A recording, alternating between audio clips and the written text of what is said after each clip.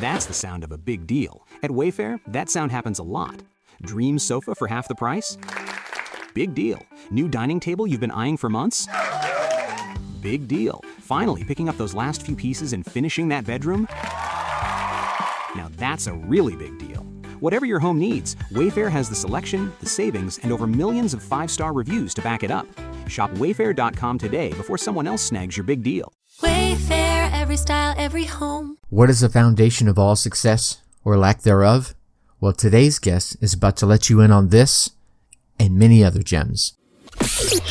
Welcome. Okay, here's the question. Serious? How are we dark horses? You know, the ones everyone is betting against, the ones they don't expect to win, place, or even show on the track, and they'll even laugh on us when we talk about trying. How do we show the world our greatness and triumph? Come on. Well, that's the question, and this podcast will give you the answers. This is The Dark Horse Entrepreneur. My name is Tracy Brinkman. And push it up. Welcome back to your weekly dose of entrepreneurial automation and mindset learning. I'm your Dark Horse host, Tracy Brinkman, and you, well, infinitely more importantly, you are a driven entrepreneur and a business owner, or are hoping to be one very soon. But either way, you're ready to start, restart, kickstart, or just start leveling up some great marketing, personal or business results to build that beautiful business of yours into the empire it absolutely deserves to be. Well, got a big episode today. Today's guest shares insights on NLP, automotion, the power of responsiveness of video, improving your speaking skills and your mindset, and so much more. And a little bit later, I'm going to let you in on next episode's guest who absolutely over-delivered on the topic of licensed content.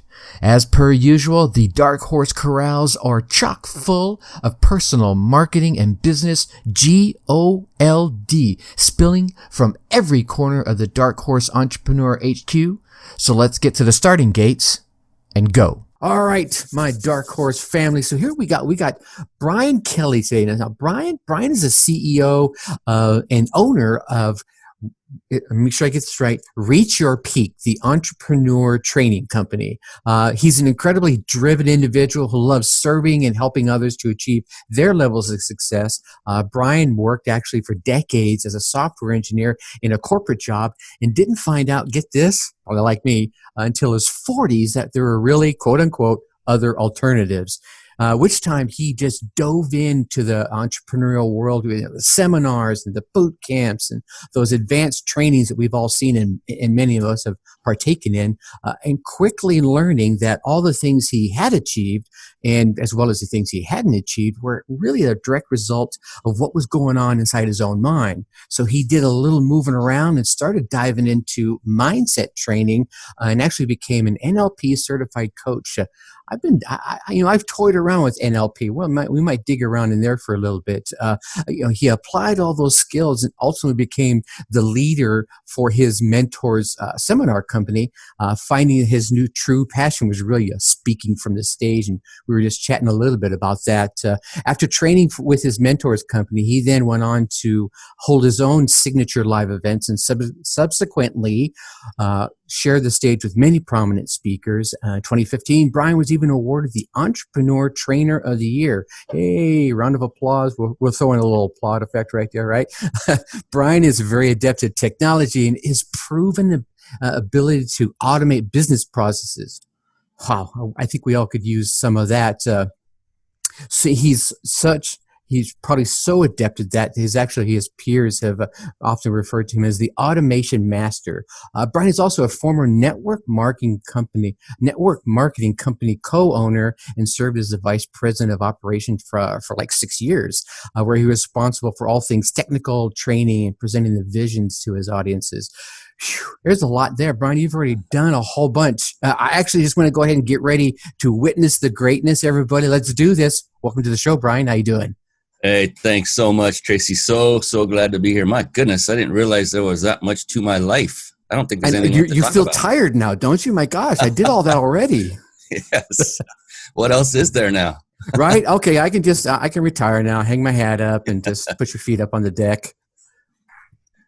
So Brian, actually, I wanted to like just turn this over to you for a bit and let you tell your story in your own words. Obviously, I gave quite a few nuggets there. You've accomplished and done a lot, and clearly there's a lot of learnings going on there. But just step up, grab the mic, tell me your story, how you got from where you were to where you are, and really why you love doing what you do so much.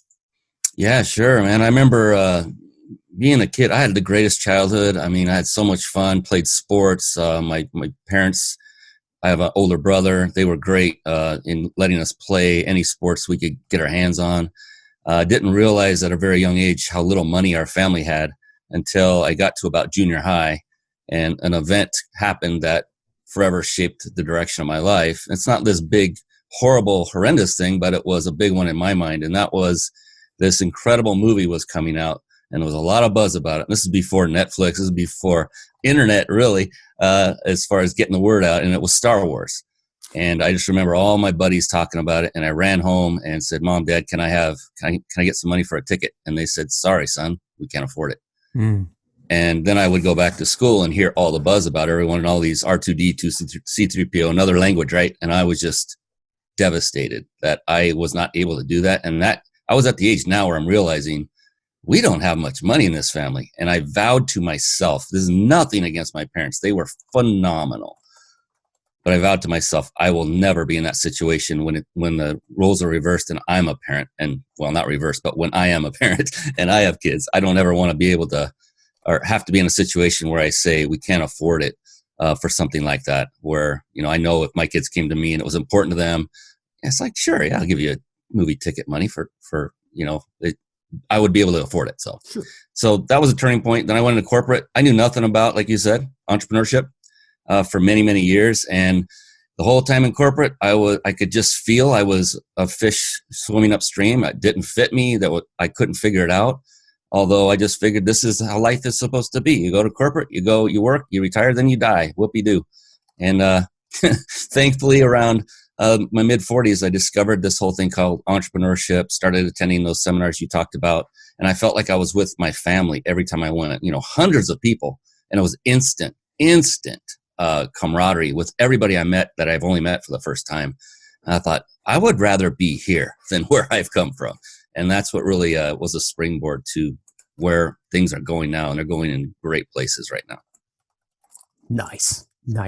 And so crack into a little bit on where you got here, Reach Your Peak, the entrepreneurial training company. That's what you're kind of focused in on these days? Yeah, absolutely. Started out in the fitness industry of all things about 7 years ago, and then was told by a lot of great personal friends, my wife included. They said, every time you start anything, any project, you go in on the computer and you automate everything behind it. And I just started thinking, they're right. And I was getting feedback from guest speakers that came on my live shows that I have a ton of automation back there, and they're all asking me to show them how to do what I do. And I thought, well, I got to do what I teach, and that is listen to the marketplace. And so I began creating a very monumental training program called Carpet Bomb Marketing. And it's a comprehensive training that takes you from live shows all the way through the repurposing of it in many platforms. And I don't want to go into brutal detail on that. It just live video became an incredible lead magnet. So for all of you that are business minded, put that feather in your cap and do that, or a podcast like Tracy's doing right now. I take my live videos for one example, I repurpose them into a podcast. So I have live video, recorded video, and audio all from one shoot, one time, no editing, well, very, very little editing. And it's done. And now it's on 25 different podcast platforms, rising in the ranks. And yeah, it's just, if there's a way to market something and it's available, my discipline, my approach is then do it. Why not? I hear you. Grab the reins and ride that bull as long as you can. I know it's funny you mentioned live video being a great tool. One of the things I found that I was doing some testing in the Facebook ads area, early last year, probably late the year before, is I was getting a lot better engagement when I used videos. The message was the same. If I used a static picture, And it could have just been a snapshot, and I actually tested it. It was a snapshot of what I was going to be showing in the video, the thumbnail. If it wasn't a video, I got far less engagement. People are actually thriving on the videos nowadays, it seems like. Would you concur with that, with what you were saying? Yeah, that's one reason, that I really targeted live video is for that very reason. In addition to the fact that it's a great Band-Aid fix for not being on the stage live in front of people until I get back on stage. So you continue to hone your craft. And for those that are listening that want to become a speaker or maybe even improve their speaking skills, highly recommend either a podcast or a live video. Live video is, in my opinion, is a better way if you want to be a speaker, because now you're in front of people, your faces, and it's a different dynamic in that case. You have to be cognizant of your facial expressions. Are you paying attention? Are you always looking at the camera when you're talking, which is the other person? Those are the little things that you learn when you're speaking from stage is what is your presence? How are you coming off to them? I love speaking. I could talk about that this entire podcast, but speaker training, we've done some of that. I've coached a couple of my friends in speaker training because I was trained by one of the best.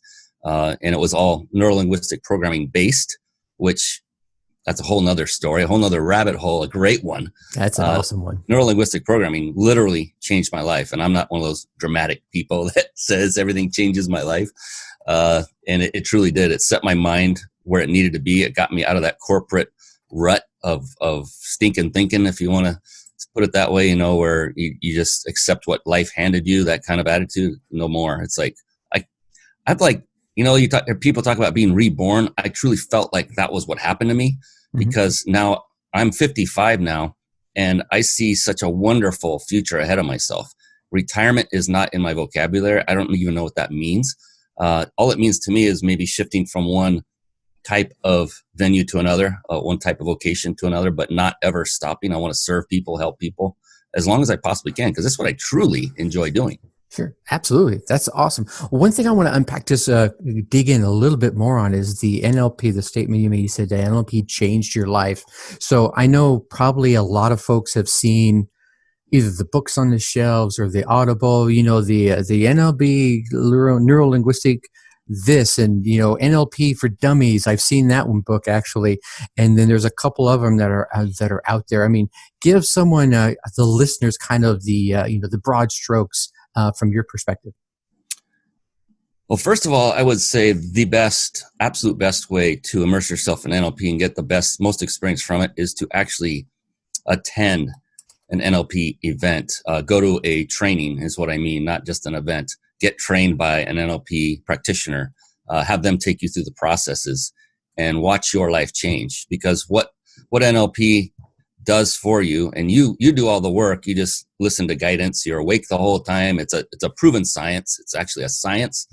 And it basically removes all limiting beliefs that you want to have removed. It reprograms your subconscious mind to better serve you. Up until NLP, there was no true, repeatable way to tap into one's subconscious mind and change it. Because the subconscious mind, let's take that back. What is that? That's what's beating your heart right now. That's what's healing the wounds. Like right now, can you forcefully tell your heart, beat, beat, beat? The answer is no. That would be a conscious activity. So the subconscious brain is extremely powerful. There's been different terms thrown about, but it's like 90% of your brain's power capacity. Your conscious is about 10. And think about that. What would it be like if you could tap into that power? Well, NLP gives us a way to do that in a way that will serve you better and give you better results. So a lot of things we've learned at the imprint stage from 0 to 7 years old are there and ingrained in our subconscious. And now we have the ability to reprogram for the better. I mean, how many times as a child did we hear no, right? And now we're saying we don't need to worry about no. It's yes. It's just say yes, and the rest will fall into place. So it gets deep in a good way. It's not deep like woo-woo deep. Right. It's very effective, extremely effective. And it happens one process as an example versus say laying on a couch and having a psychotherapist. And I'm not saying anything about the profession there, but rather than going through days, weeks, years, months, whatever it happens to be, with NLP, one process, multiple, I've done many processes, but one I'm thinking of can take 7 minutes and you're done. That's it. 7 minutes. It's instant change. That's the other beautiful thing with NLP. It happens immediately because that's how our brains react and want to react. They want to change for the better immediately. It's your brain. It loves you more than anything, right? Right. It's designed to protect you. It's designed to give you the best. And so NLP gives us a way to tap in and actually make that happen sooner rather than later. Nice. I like that. I know I've toyed around with it. That's the one thing I haven't done is gone to one of those certified training events. And I know it's a little more challenging now given the current environment, but I'm sure if I went and poked around, there's probably some online versions of that as well. So in the same breath of NLP, that's all about the mindset and where your head is at and having your head on right. And I think one of the things I focus on around here is like, you've got to get your mindset right. Because if your mindset is jacked, your biz set is going to be just as jacked up, right? So I don't care how awesome you are at, in your case, automation. If you're just thinking, I just got a bad day or whatever, that's going to be reflected, I think, in your automation work. It might be haphazard, you feel that you finished that one off, right? Half-assed, whatever it might be. I mean, how important from your perspective is mindset as being an entrepreneur or just anything in general? Anything in general is it is the most important, absolute most important aspect of success in your life, whether it's business or personal relationships. Where you are today, the listener, where you are today right now is 100% due to what is going on between your beautiful earlobes and your brain. That is 100% on you. It is no one else's fault. Sorry to be so direct, but that is the truth. And once you learn that you are at cause and you are in control of your destiny, and then you learn you have more control than you can imagine if you do get into an NLP training session and courses, then you'll see things change in your life very rapidly for the better.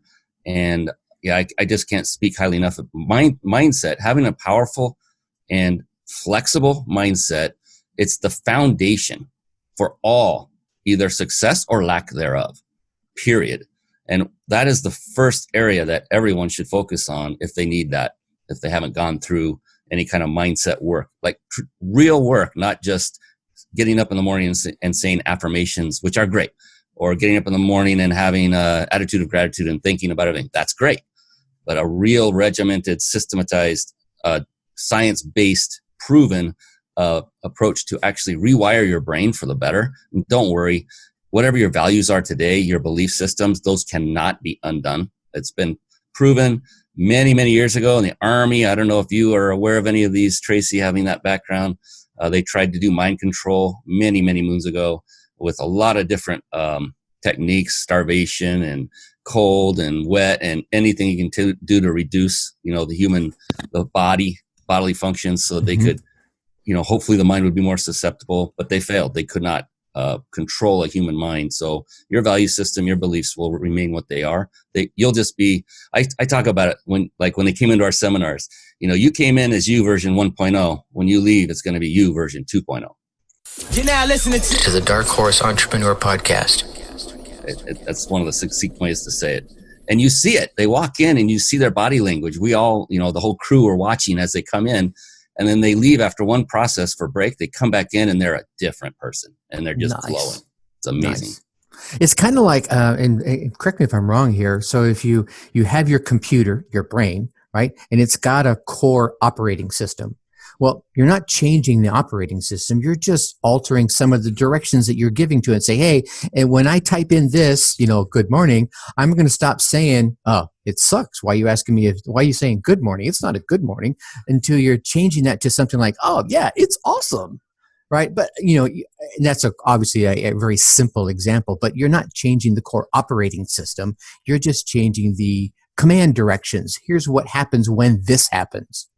That's a great metaphor. I love that. Yeah, that's awesome. Haven't heard that one before. That's a really good way of putting it, because the core operating system, that would be your values, your belief system. There are some beliefs, though, you do want to re-decide. Like in business, might be, for me, I'm too old to go forward and start a new venture or project or business. It might be some say I'm too young I'm only 17 or 16. Who am I to think I can do this? Those are the kind of beliefs you do want to redecide. Well, if you want to. I mean, Right. I'm not going to tell people what they want to do, but if they want to succeed, those are the kind of limiting beliefs to bring up and then say, I want to redecide that. Mr. NL or Mrs. NLP practitioner, will you help me to do that? And that there's a process for that as well. And it works. It's amazing. Absolutely. Absolutely. All right. Let's see, I'm stumbling a little bit here. I want to dig into your love of automation.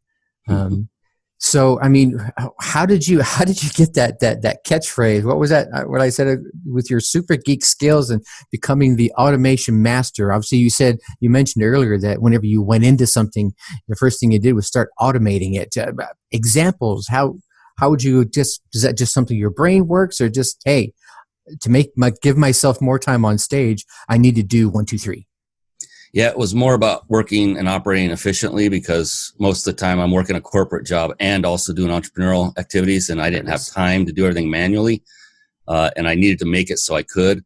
But in the corporate world, I was a software engineer, and that was, that's a great line of automation right there. You're automating a process to occur over and over and over, and to do it properly. So I just love connecting different types of services together, passing information between them. So here's an example. You have an online scheduler, like you have one, Tracy. Yep. And, you set up an automation to trigger off, okay, it's one day before this, I want to start posting about my next show coming up. And so there are ways to automate this and have it automatically post to like Facebook, LinkedIn, and other social media platforms on your behalf, 100% automated, solely based on the fact that you have something scheduled in your calendar online, things like that. So I don't have to have VAs from the Philippines or anywhere else handling this manually and me paying them extra. I can set up the automation once and then, fine tune it, tweak it. Sometimes I go in and change it a little bit, but for quite a while now, it's stayed the way it is. And this is what's one tiny example. Another is, when you do get a calendar notification, someone books something with you, drop them into your autoresponder automatically into a list. And now you can drip on them with reminders, or if you're marketing and it's a coaching call or whatever, a 30-minute strategy session, you can say, hey, to prepare for the strategy session, go to this website, follow these tips, blah, blah, blah. There's so many things you can do. With my show, it's all about my guests that are coming on. They get a lot of reminders automatically, forms that they fill out, buttons that they click to make sure they've watched a checklist to ensure they're ready for the show, because it's live online with a camera. Nice. All of these things. You got my juices going here, Tracy. Can you tell? No, this is where we want it, man. This is where we're going to go.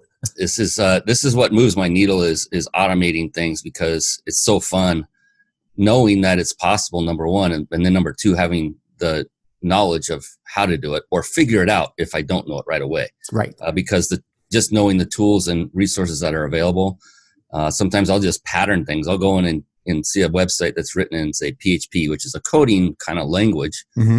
And I don't know PHP. I know other languages. I don't know PHP, but I could see the patterns that are in it and make modifications to make it do what I want it to do instead of what it was designed to do. And I've done that in the past too. It's just nice. It is geeky, but it has been a godsend, and I could not do what I'm doing without it. I literally could not. So this is perfect for solopreneurs or people with small teams. It doesn't really matter the size of the team. Automation is fantastic. Because it increases your accuracy. There's less human interaction. And don't get me wrong, I'm not trying to eradicate human involvement at all. It's all about efficiency and accuracy. But it's a valuable tool set to have in my hip pocket. And then, to be able to show people how to do it themselves, so that they can, experience the same liberation from all of these daily and hourly tasks that most people go through on their own. And I think one of the thing about automation, I think you hit on a really cool nerve there, is you're not taking away the human interaction by the automations. I think you're really freeing up the time for people to be able to connect even more so, because, hey, if I'm spending 2 or 3 hours a day on 87 different things, when I could take 2 of those, let's take 40 of those away and automate them. Well, now I've just freed up another hour and a half that I could connect with people like Brian and, all the people that are out there that I would have to drag on a podcast, or a client. You can now spend more time digging into what's going on in their world and how you can help them. So it's really opening it up for more communications. Yeah, great. That's a great reframe of how many would look at automation into what it truly does afford you. It gives you the freedom, the liberation, the room, the time to do the things that need to be done, whether it's connect with humans or do other aspects of your business like marketing. I have a signature talk called Automation or Personalization, which is the best approach for your business. And ultimately, when I get down to the crescendo, really, they are both equally as important. And personalization, one of the things I tell everybody to do that's in the entrepreneur space is to continually go to events and seminars, networking events, training events, because you're going to be amongst like-minded people. You'll make relationships that are lifelong. I know this now from doing it for over a decade and going to these. Do you remember Mr. T, Tracy? Mr. T, yes, I do. From the A-team, from the A-team, yes. Right? Yeah. You remember all the gold chains he wore around his neck? I pity a fool. Yes. I remember. So while I was on stage, I would have one of my assistants bring up all the lanyards with the badges on the bottom of all the events I've been to, right? Oh, over the nice. past. And I didn't get to keep every single one. They don't always let you keep them, but I would keep the ones I could. And they put that on, and it's thick. It's thicker. And I always have a picture of Mr. T up on the screen. And I just say, look, I put Mr. T to shame. And they see it. And it was just to show by example the importance of showing up. Now, it's also equally as important to know when not to show up. So be sure you have a legitimate outcome in mind before you go to that event. This is something I learned, that, my outcome became meet the speakers or the event plan, the people heading the event. My outcome kept going higher and higher and higher. So I would do things like help out, like literally I would be the first one there and the last one to leave. And even if it's a multi-day event, and it wasn't just because I was trying to do that. It just was what I wanted to do. And I wanted to have the ability to stick around and have more ability to talk to people as they're breaking down the equipment, help them out with it if I could, if they let me, and get to know them. And I just did this naturally. And because of that, I developed incredibly strong relationships with a lot of people. And it just, it did me very well. So be personal, get in touch with people. Hopefully soon we can do this again. And like you said, automate things. So now while you're at that event, your automations are taking care of a lot of the processes that you would normally have to do yourself, and you wouldn't be able to go to the event. So yeah, they're both very, very important. Absolutely. Absolutely. And I think the last thing I wanted to crack into, we've got a little bit of time here, and I want to be respectful of your time, is your time with network marketing. Now, I know some folks probably have a bad image when they hear the word MLM or network marketing, and you being higher up the chain can share probably a lot more than the average Joe in that world. Yeah, and by itself, the model of network marketing is genius by itself. The reason it got a black eye is just so many companies went about it the wrong way, and they did things that were not legal, and enough of them did this to where the entire industry got this negative connotation. Right. There are fantastic companies out there that are completely lawful, that have phenomenal, what I call compensation plans in place that enable you to succeed if you put the work into it. But a lot of claims were made, and still to this day, I still see it. It's like, just duplicate yourself, bring in people like you, and then you're going to, just crush it. You get 3 people, they get 3 people, blah, blah, blah. And they make it sound like it's super easy, and nothing could be farther from the truth. It takes a lot of work, a lot of dedication. And most people who get into network marketing aren't ready for that because they're given the wrong messages coming in. Mm-hmm. And that's the biggest issue with that. I'm now, as a matter of fact, I am a senior technical advisor for a network marketing company this very moment. Got brought on 3 months ago, so I'm helping consult with them, help with their automations on the back end. And it's a phenomenal company. They have a great comp plan. They're doing everything by the book. And it's just amazing. They have infomercials playing all over the country. And when someone picks up their phone and dials the number on the screen, one of the independent reps is on the other end waiting to pick up. Nice. The sale's already made. The lead's there. The marketing's done. The objections have handled. And then all the rep does is read a proven script, take their order and earn a commission. I mean, it can't get much better than that. I thought, this is genius. I want to be, and then they asked me, hey, we hear you're an automation guy. Can you help us? I said, okay, twist my arm. Yeah, sure. Exactly. Yeah, the industry itself is a good one. It's just because, it's always that, because of the few, sure, or the outliers, that the whole industry as a whole gets this negative connotation. People see you walking up their sidewalk and they know you're going to talk about MLM. You're coming up to the door. Well, the lights go off, the drapes are shut, and they don't answer the doorbell because there's here nobody comes home again. Yeah, no, I hear you. But and I think in the big scheme of things, every industry has that same thing. There are bad this kind of industry, bad that kind of industry, and it's on the other side of the coin. There's the good folks too. Like you said, there are folks being lawful, having good comp plans, and just running a good business. I think one of the things I've seen in some of the folks I've chatted with when it comes to that topic is most of them that are talking to me in a negative connotation, as you dig a little bit deeper, they really didn't approach it like a business. It was like you were saying, they were told these, pie in the sky dreams, you bring three and they bring three and they bring three and it's all good. And you're like, no. Really, you've got to put in the work. You've got to treat it like a business. And God knows you got to put in some energy, you put some blood, sweat, and tears to really get what you would like to get out of it. Yeah, I've worked with the superstars, a couple of them I knew personally, and I watched firsthand how hard they worked to get where they were. And these were people that were number one, number two in the entire company, multiple tens of thousands of distributors, and they'd already reached the top and they're already crushing it financially, yet the work ethic is still there. Mm-hmm. And they're nonstop on the phone doing, one-on-one meetings or group meetings, which I'm personally not a fan of doing that, just because there's ways to do this using automation, and especially today online. We come full circle again. Yeah. So those that really succeed are those that worked their ever living, what's off. That's the only way you become successful, is to work hard. And people will say, work smarter, not harder. I say work smarter and harder. And I didn't coin that phrase. Someone else, I wish I remember who it was, but I loved it. I said, that's good. Do both. Do both. Continue. Don't just think you can work smarter and relax on your hammock with your little umbrella drink and everything's just going to start pouring into you financially. No, you gotta keep going. That's what I love about entrepreneurship. It's always an ebb and flow. There's always changing. There's always challenges every day.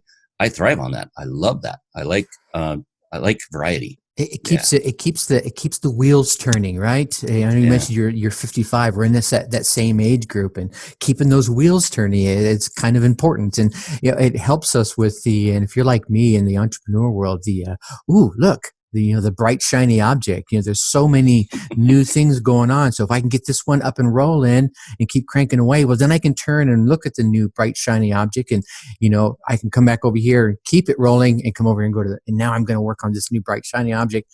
Those automations actually help with that problem of bright shiny objectness.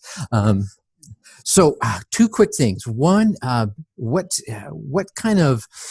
what message or takeaway would you like all the listeners to walk away with from today's show? That's one thing I like to tell folks that have a dream, a vision, a passion. And I like to talk specifically to entrepreneurs and business people that, it takes a long time typically to build any kind of business, but it's not just the time it takes diligence, perseverance, discipline, to keep going at it every single day, no matter what. And I just want to implore upon people, no matter how bad it seems, because believe me, I've been there, never, ever, ever, ever give up. Please do not give up. Give yourself 4 or 5 years of nonstop, pedal to the metal effort, focused effort. Get a coach, get a mentor to help you. Don't try to reinvent the wheel and do it all yourself. That's your ego getting in your way. There are so many things that can, and I've been through all of these. I'm not telling people to do anything I haven't already experienced. And that's why it's so important to pass this knowledge on. And it's not anything that hasn't been written about. It's nothing new. It's just personal experience. And that really floats to the top every time I'm asked a similar question, is just don't give up. Keep going. You may hit a pause now and then, and you'll just sit there and go, why am I doing this? I don't even know I should go forward. And you take a day or two off, get back up, get on the horse and ride on again. Don't give up. There was a reason you started it, and tap into that reason. What was your why? And go back there and determine. Mine is my wife. I'll do anything for her. And if I start feeling that, I'm like, well, but I'm not going to get this life that I want for both of us if I don't continue. So that helps me. I'm right back into it.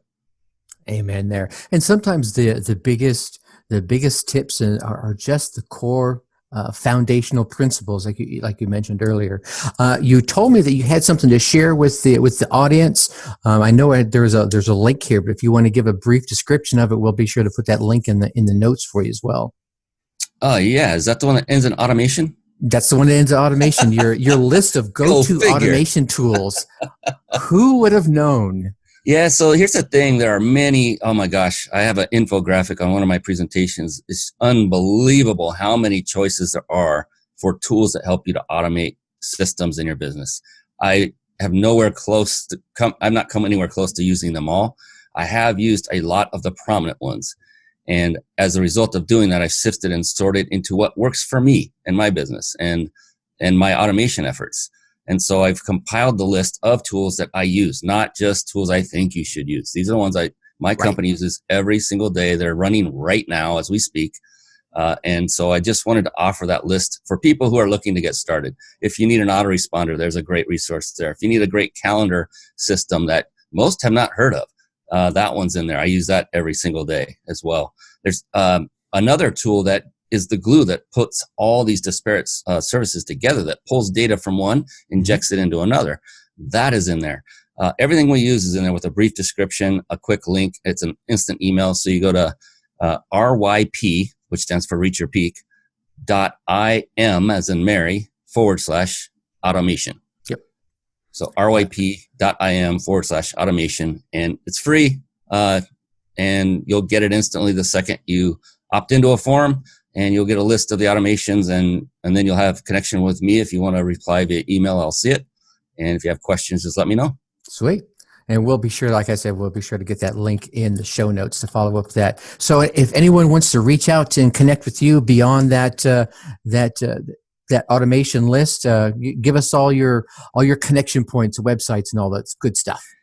The best one is Facebook. I'm on there pretty regularly for business type stuff, and it's Brian Carl Kelly. Yeah, I'm looking at my link. So it's BrianCarlKelly is the username for Facebook. That's the best way to get in touch with me. You can message me if I've exceeded my friend limit. I'm close to it again, and I always clean it up a little bit. That's the number one way. And you can go to the website, reachyourpeakllc.com, and there's a contact form there as well. But I'm all over the place. LinkedIn, that's another place. You can't go very far without finding me or an episode of our past live show, which Tracy, I think we're going to have you on it now that we've done this. I think we could arrange that. I would be very honored to do that with you. That would be a fun ride. That's right. I'm out there everywhere. Just look for Brian Kelly, or Brian C. Kelly is another. There's too many Brian Kellys. It's a common name like John Smith almost. Right. So. Absolutely. All right, Brian, I definitely appreciate your time, and we'll definitely do this again. And hey, if you want me over there, just give me a holler. I'll definitely jump on again with you too. Sounds great, Tracy. Thanks so much, buddy. Right, Brian. Thanks so much. All right, my fellow Dark Horse fam, there you heard from Brian Kelly.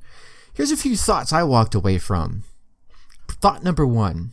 An event happened in Brian's life. Remember, Star Wars was coming out. Brian ran home to ask for a few dollars to go to the movie with his friends, and they couldn't afford it.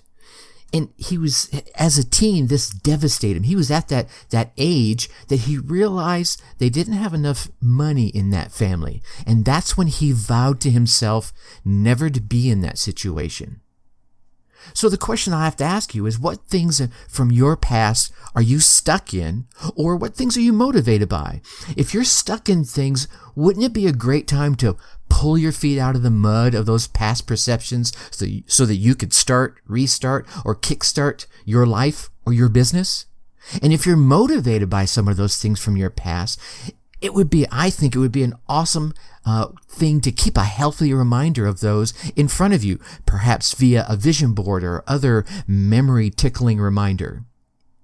Thought number 2, Brian found his calling, he found his comfort, and he found his family in the entrepreneurial world. You could take it one step further, and while digging around in different areas of his entrepreneurial journey, it was pointed out to him that he always automated the steps as he entered into a new journey or adventure he was going on.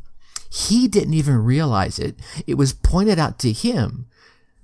The gem from this one is listen to the marketplace and listen to your peers. What amazing skills do you have that others would pay you to teach them?